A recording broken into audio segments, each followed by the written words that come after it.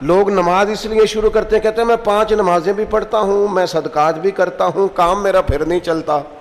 تو میں کہتا ہوں تمہیں پتہ ہی نہیں، نمازی کے لیے تو آزمائش ہے، جتنا جتنا ایمان کامل اتنی اتنی آزمائش بھی زیادہ۔ اور یہ میں اپنے پاس سے نہیں کہہ رہا، حضرت ابو سعید خدری رضی اللہ تعالیٰ عنہ فرماتے ہیں میں نبی پاک علیہ الصلوۃ والسلام کی خدمت میں حاضر ہوا اور حضور کے دست مبارک کو چومنے کے لیے میں نے اپنے ہاتھ جب آگے کیے تو تپش تھی، تیز بخار تھا نبی پاک کو۔ تو حضرت ابو سعید خدری رضی اللہ تعالیٰ عنہ ارشاد فرماتے ہیں کہ میں نے، یہ سنن ابن ماجہ میں موجود ہے، فرماتے میں نے عرض کیا یا رسول اللہ صلی اللہ علیہ وسلم اتنا تیز بخار؟ حضور فرمانے لگے ہم پر جو آزمائشیں آتی ہیں نا انبیاء پر، وہ عام لوگوں سے دگنا آتی ہیں۔ یہ تو لاڈلے ہیں، یہ تو محبوب ہیں اللہ کے۔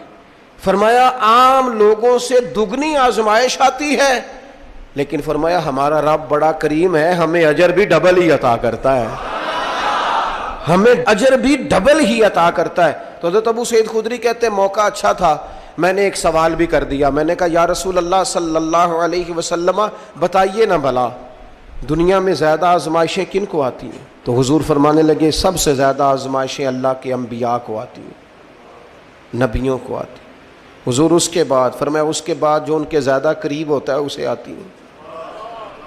لوگ کیا سمجھیں گے امام حسن کی آزمائش کو؟ لوگ کیسے سمجھیں گے سیدنا امام حسین کی آزمائش کو؟ فرمایا جو ان کے زیادہ قریب ہوتا ہے اسے زیادہ آزمائش آتی ہے۔ تو حضور کے سب سے قریب تو امام حسن ہے نا، امام حسین ہے نا، تو کیا سمجھتا ہے قربت بس نسبت کے اظہار کا نام ہے اور بڑے لطف کے ساتھ زندگی گزارنے کا نام ہے؟ تو نبی پاک علیہ الصلوۃ والسلام نے فرمایا بات بڑی مزے کی ہے، فرمایا پھر اللہ کے بعض بندے تو ایسے ہوتے ہیں جنہیں اللہ فقر میں مبتلا کر دیتا ہے، فرمایا ان کے پاس صرف ایک چادر رہ جاتی ہے، اتنا فقر ان کے پاس آتا ہے، لیکن جو حدیث کے آخری لفظ ہیں نا وہ وجد والے ہیں، وہ وجد والے ہیں، وہ سرور والے ہیں۔ ہمارا یہ مزاج ہوتا ہے کہ میٹھا میٹھا کھا جاؤ اور ذرا کڑوا آ جائے تو سویرے بھی رو شام بھی رو، حال ہی کوئی نہیں، غریبی بڑی، پریشانی بڑی، حضرت صاحب گھر سے بیماری جاتی نہیں، اور جناب کیا بتائیں بعض لوگ تو ایسے ہیں جن کی بات سن کے لگتا ہے زندگی میں کبھی سوئے ہی نہیں، اتنے بڑے بڑے دکھ سناتے ہیں۔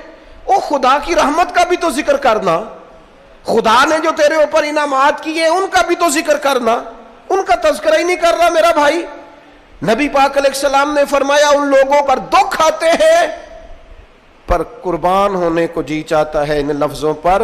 حضور فرمانے لگے وہ رب کی طرف سے آنے والے دکھ پر بھی اس طرح راضی ہوتے ہیں جس طرح تم میں سے کوئی راحت ملنے پر راضی ہوتا ہے، سکون والی چیز ملنے پر جس طرح تم راضی ہوتے ہو اس طرح وہ دکھوں پر بھی راضی ہوتے ہیں۔ دکھ قبول محمد بخشا، دکھ قبول محمد بخشا، پر ایک شرط لگائی چھوٹی سی میاں صاحب نے، انہوں نے کہا 100 دفعہ قبول ہے، دکھ 100 دفعہ قبول، دکھ قبول محمد بخشا پر راضی رہن پیارے۔